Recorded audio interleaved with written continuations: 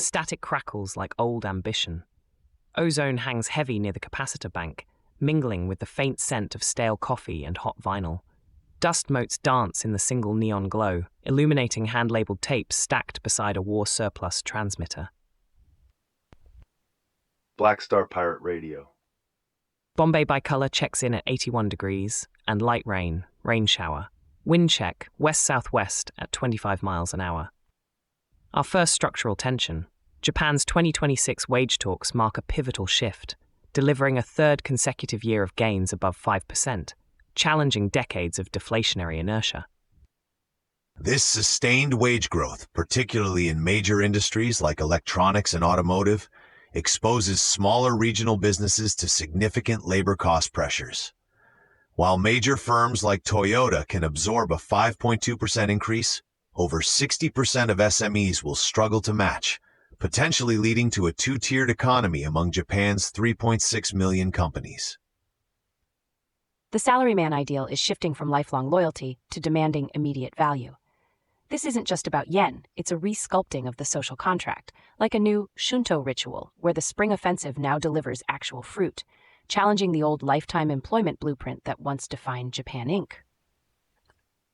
A faint, insistent hum on the line, a signal cutting through the local chatter. Patching in a caller, the critical thinker. You're on the signal. With these wage hikes, who really pays? Are everyday Japanese consumers just going to see higher prices at the local konbini, erasing any real gain? Or will these gains finally break the BOJ's deflationary trap, making a concrete difference to household budgets without hyperinflation? That's the structural question, critical thinker. Real purchasing power versus nominal increases. One clear alternative path for the Bank of Japan, given this new data, is to accelerate its exit from negative interest rates, potentially raising the benchmark rate by 25 basis points by year-end to anchor inflationary expectations. This move, however, risks strengthening the yen and impacting exports. The chosen next move, however, appears to be a careful, phased unwinding of their extraordinary monetary policy, using these wage gains as a signal that the economy can finally stand on its own. From the economic architecture of Japan, let's shift to the moral architecture shaping our next story.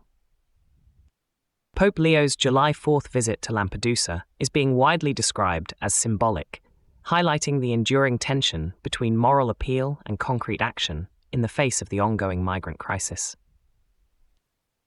Cool down is when habits set. Swap the tiresome combo for a clean two-step people want to repeat. The visit exposes the plight of thousands of asylum seekers, especially those arriving from North Africa, yet offers no immediate material relief to the overcrowded reception centers like the one at Contrada Imbriacola, currently housing over 2,500 people beyond its 400-person capacity.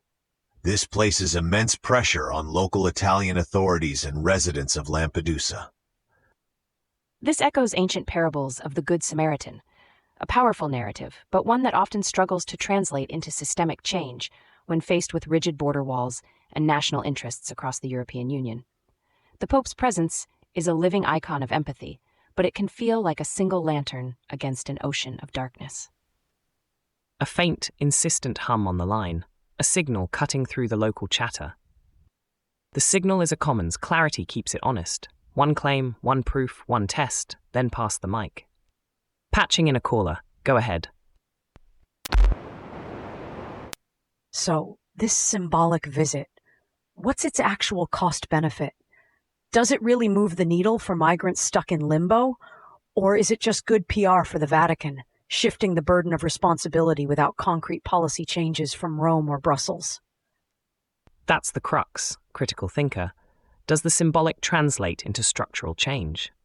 One alternative path for the papacy could have been to launch a dedicated, multi-faith humanitarian corridor initiative, directly negotiating with EU states and transit countries to establish safe passage for 10,000 vulnerable individuals, backed by a Vatican-led aid fund. The chosen next move, however, appears to be a continued reliance on moral suasion to pressure European leaders toward a more compassionate and unified asylum policy, hoping his presence sparks a political will that has been largely absent. From the spiritual architecture of humanitarian appeals, we pivot to the political architecture of national celebrations. Donald Trump's marking of the US 250th celebration with a speech and Mount Rushmore flyover ignites a cultural debate over national identity versus partisan spectacle. Your point on unity versus division, critical thinker, is the core of this structural tension. One alternative path for such a milestone celebration could have involved a multi-party commission leading a year-long series of events across diverse American landscapes, from Ellis Island to historically black colleges, emphasizing shared struggles and future aspirations. The chosen next move, however, appears to be a strategic deployment of potent national symbols to consolidate a specific political base, framing the 250th anniversary through a lens of America First values and projecting an image of strong, decisive leadership. And with that, our architectural tour concludes for the moment.